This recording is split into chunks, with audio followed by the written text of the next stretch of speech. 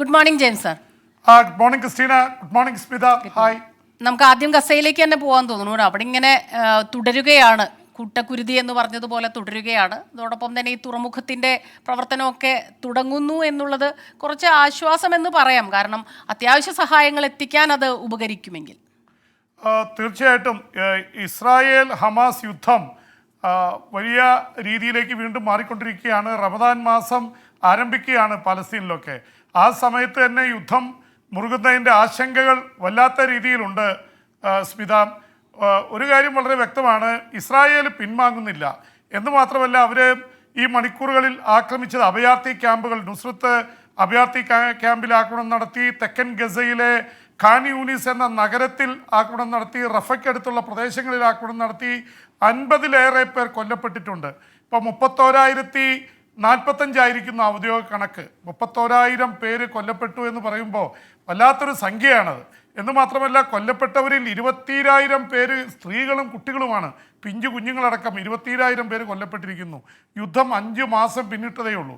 അപ്പോൾ ഇത് വല്ലാത്ത രീതിയിലുള്ള പ്രശ്നങ്ങളിലേക്ക് കാരണമായിട്ടുണ്ട്. എന്ന് മാത്രമല്ല, ഹൂതികളുമായിട്ടുള്ള ഏറ്റുമുട്ടൽ ചെങ്കടലിൽ നടന്നുകൊണ്ടിരിക്കുന്നു. ഇതിൽ ആശ്വാസകരമായിട്ടുള്ള കാര്യം, അമേരിക്കയുടെ ഒരു കപ്പൽ, ചരക്ക് കപ്പൽ, അവിടുന്ന് ഒരു താൽക്കാലികമായിട്ടുള്ള തുറമുഖം നിർമ്മിക്കാനായി ഗസയിലേക്ക് പുറപ്പെട്ടിരിക്കുന്നു. 60 ദിവസം കൊണ്ട് താൽക്കാലികമായിട്ടുള്ള തുറമുഖം നിർമ്മിക്കാനും ഇസ്രായേലിൻ്റെ എതിർപ്പുകളെ അവഗണിച്ചുകൊണ്ട് ഭക്ഷണം ഗസയിൽ എത്തിക്കാനുമാണ് അമേരിക്ക പ്ലാൻ ചെയ്തിട്ടുള്ളത്. ആ പദ്ധതി പ്രകാരമാണ് കാര്യങ്ങൾ മുന്നോട്ട് പോകുന്നത്. ഉരുക്ക് പ്ലേറ്റുകൾ ഇട്ട് താൽക്കാലികമായി ഫ്ലോട്ടിംഗ് ആയിട്ടുള്ള 40 അടി വീതിയിലുള്ള തുറമുഖം ആണ് നിർമ്മിക്കാൻ പോകുന്നത്. അത് സംബന്ധിച്ചുള്ള ചർച്ചകൾ നടന്നു വരികയാണ്. സ്വാഭാവികമായിട്ടും ഒരു ആശ്വാസത്തിൻ്റെ കാര്യമാണ്. അതിനിടയിൽ ഈ ഹെസ്ബുള്ളയുമായി ലെബനോനിൽ ഏറ്റുമുട്ടുകയാണ് ഇസ്രായേൽ. തിരിച്ച് തെക്കൻ ലെബനനിൽ ആക്രമണം നടത്തി ഒരു കുടുംബത്തിലെ 5 പേർ കൊല്ലപ്പെട്ടു.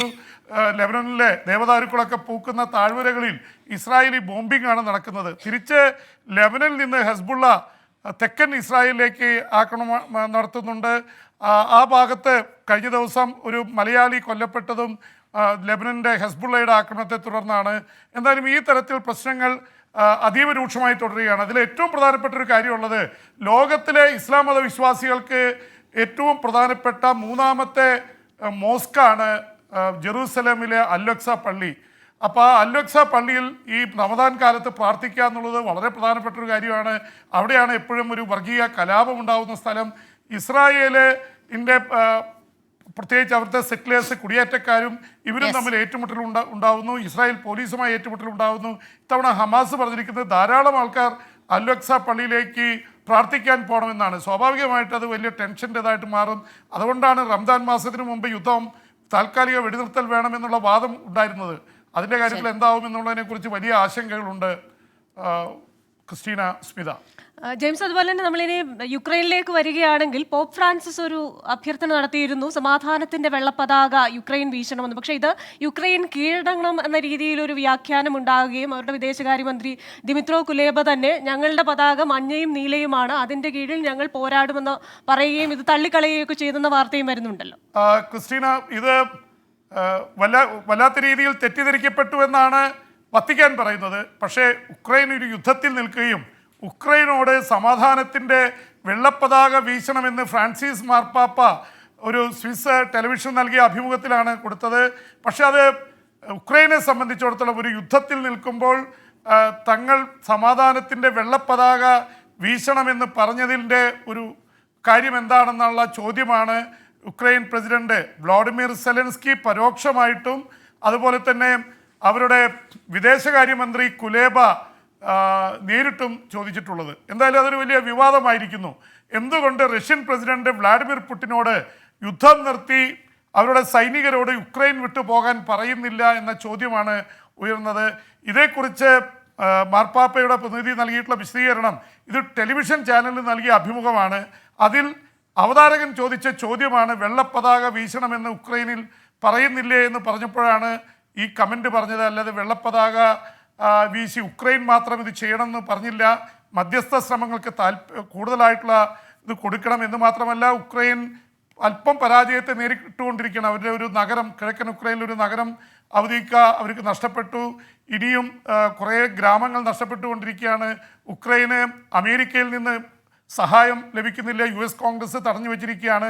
60 ബില്യൺ ഡോളറാണ് ലഭിക്കേണ്ടത്. യൂറോപ്യൻ യൂണിയനും വേണ്ട വിധത്തിൽ സഹായിക്കാൻ കഴിയുന്നില്ല. അപ്പോൾ ഇങ്ങനെ ഒരു അവസ്ഥയിൽ എന്തുകൊണ്ട് സമാധാനത്തിൻ്റെ വെള്ളപ്പതാക വീശിക്കൂടാ എന്നാണ് ചോദിച്ചത്. പക്ഷെ അത് അവരുടെ ആത്മാഭിമാനത്തിലുള്ളൊരു ചോദ്യമായിട്ടാണ് തോന്നിയത്. വ്ളാഡിമിർ സെലൻസ്കിയുടെ ഒരു ചോദ്യം വളരെ പ്രസക്തമാണ്. അദ്ദേഹം പറഞ്ഞത്, ആയിരക്കണക്കിന് കത്തോലിക്ക പുരോഹിതന്മാർ യുദ്ധമുന്നണിയിൽ നിന്ന് ആത്മീയമായും ഇത് വലിയ രീതിയിലുള്ള സപ്പോർട്ട് അവിടുത്തെ സൈന്യത്തിൽ നൽകുന്നുണ്ട്. അപ്പം നേരിട്ട് നിന്ന് സഹായിക്കുന്നതാണ് പ്രധാനപ്പെട്ടത്. ആയിരക്കണക്കിന് കിലോമീറ്റർ ദൂരെ നിന്ന് വെർച്വലായിട്ട് ഒരു ആഹ്വാനം നൽകുന്നതിൽ ഞങ്ങൾ വിശ്വസിക്കുന്നില്ലെന്നാണ് പറഞ്ഞത്. എന്തായാലും റഷ്യൻ സേന മുന്നേറുകയാണ്. ഉക്രൈനെ സംബന്ധിച്ചിടത്തോളം കാര്യങ്ങൾ അത്ര പന്തിയല്ല. ക്രിസ്റ്റീന സ്മിത. അതോടൊപ്പം തന്നെ ഇന്ത്യ ചൈന സംഘർഷം അതിങ്ങനെ രൂക്ഷമായി വരുന്നു. അതിർത്തിയിലെ ഇന്ത്യയുടെ ഈ സൈനിക വിന്യാസം വർദ്ധിപ്പിക്കാനുള്ള തീരുമാനം അത് ചൈനയെ വീണ്ടും പ്രകോപിപ്പിക്കുന്നു. ഇന്ത്യ സൈനിക വിന്യാസം വെറുതെ കൂട്ടിയതല്ല സ്മിത. പ്രത്യേകിച്ച് അതിർത്തിയിൽ വല്ലാത്ത ഒരു പ്രകോപനം സൃഷ്ടിക്കുന്നുണ്ട്. യുദ്ധം സമാനമായ സംഘർഷം അത് ഏതാണ്ട് 4 വർഷമായി. അപ്പോൾ എന്നിട്ട് ഒരു മാറ്റം കാണുന്നില്ല. അവരെ സംബന്ധിച്ചിടത്തോളം മെയ് മാസത്തിൽ കയറിയതാണ് 2020. ഒരു മാറ്റമില്ലെന്ന് മാത്രമല്ല, പല പ്രദേശങ്ങളിലും ഇന്ത്യൻ അതിർത്തിയുടെ അടുത്ത് കടന്നു നിൽക്കുകയാണ് ചൈനീസ് സേന. അവരെ സംബന്ധിച്ച് തക്കം കിട്ടിയാൽ എവിടെയെങ്കിലും കയറി പറ്റുക എന്നുള്ള രീതിയിലാണ് ചൈന പെരുമാറുന്നത്. അതുകൊണ്ട് തന്നെയാണ് മുൻകരുതൽ എന്ന നിലയിൽ നമ്മുടെ ചില ലഡാക്ക് പോലുള്ള മേഖലകളിൽ ഉണ്ടായിരുന്ന 10,000-ഓളം സൈനികരെ ഇന്ത്യ ചില പ്രദേശങ്ങളിലേക്ക് മാറ്റി സ്ഥാപിക്കുക മാത്രമാണ് ചെയ്തിരിക്കുന്നത്. കൂടുതൽ സൈനികരെ നൽകിയിട്ടില്ല എന്നാണ് ഇന്ത്യ പറയുന്നത്. എന്തായാലും റോയിറ്റേഴ്സ് അടക്കമുള്ള മാധ്യമങ്ങളിൽ ഇത് വലിയ വാർത്തയായിരിക്കുന്നു. ഇന്ത്യ സേനാ വിന്യാസം കൂട്ടി എന്ന പേരിൽ അവരുടെ വിദേശ മന്ത്രാലയം, ചൈനയുടെ വിദേശ മന്ത്രാലയം പ്രതികരിച്ചിരിക്കുന്നു.